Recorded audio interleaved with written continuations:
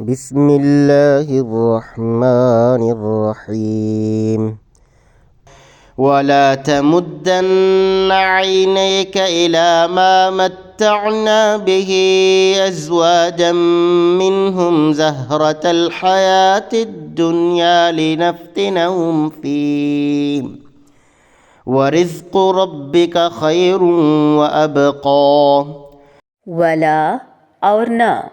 تمدن ہرگز آپ دراز کریں عینئی کا اپنی دونوں آنکھیں الا ما طرف اس کے جو متعنا فائدہ دیا ہم نے بھی ساتھ اس کے ازواجن مختلف لوگوں کو منہم ان میں سے زہرہ رونق کے لیے الحیات الدنیا دنیا کی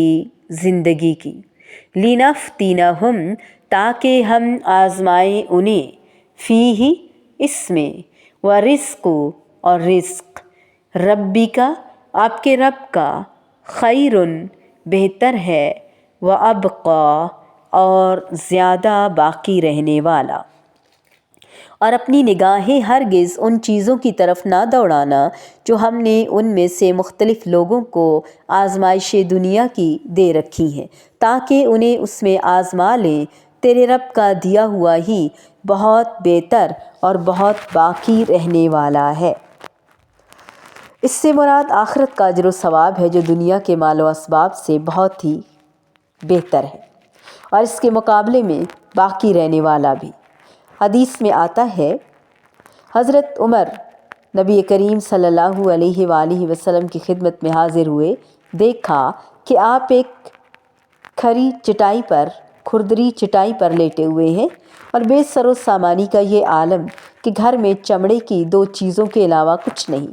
حضرت عمر فاروق رضی اللہ تعالیٰ عنہ کی آنکھوں میں بے اختیار آنسو آ گئے۔ نبی کریم صلی اللہ علیہ وآلہ وسلم نے پوچھا، عمر کیا بات ہے، روتے کیوں ہو؟ عرض کیا، یا رسول اللہ، کیسر و کسرا کس طرح آرام اور راحت کی زندگی گزار رہے ہیں اور آپ کا باوجود اس بات کے کہ آپ افضل الخلق ہیں یہ حال ہے۔ فرمایا، عمر کیا تم اب تک شک میں ہو؟ یہ وہ لوگ ہیں جن کو ان کے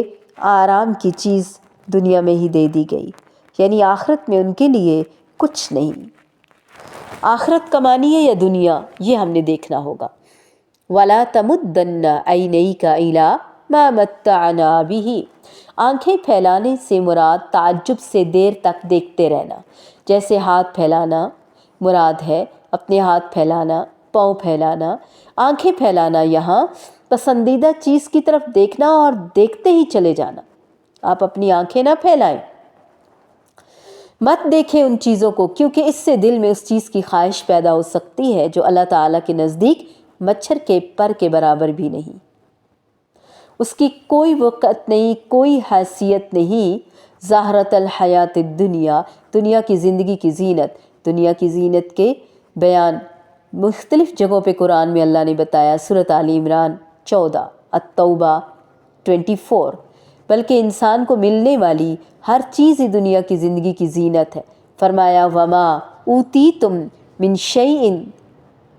فمتاع الحیات الدنیا وزینتھا تمہیں جو کچھ بھی دیا گیا ہے سو دنیا کی زندگی کا سامان اور اس کی زینت ہے۔ معلوم ہوا کفار کو ملنے والی کسی بھی چیز کی طرف نگاہ پھیلانا، دیکھنا، حسرت کرنا، خواہش کرنا جائز نہیں، کیونکہ یہ سب کچھ ان کے فتنے اور آزمائش کے لیے ہے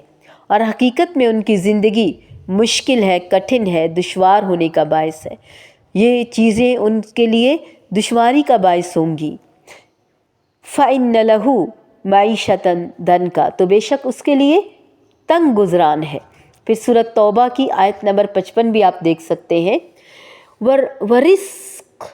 رزق ربک خیر وابقی تیرے رب کا رزق، اس سے مراد حلال رزق ہے، کیونکہ وہ رب کے حکم کے مطابق کمایا گیا ہے، اس لیے اللہ تعالیٰ نے اس کی شان کی بلندی کے لیے اس کی نسبت اپنی طرف کی، ورنہ کافروں کو ملنے والا رزق بھی اللہ تعالیٰ ہی عطا فرماتا رکھتا ہے، اللہ تعالیٰ ہی کا عطا کردہ ہے، یعنی دنیا میں اللہ تعالیٰ کی دی ہوئی حلال روزی اور آخرت میں اس کا عطا کردہ اجر و ثواب کفار کو ملنے والی نعمتوں سے کہیں زیادہ، کہیں بہتر اور کہیں پائیدار ہے، کیونکہ دنیا فانی ہے اور آخرت باقی ہے۔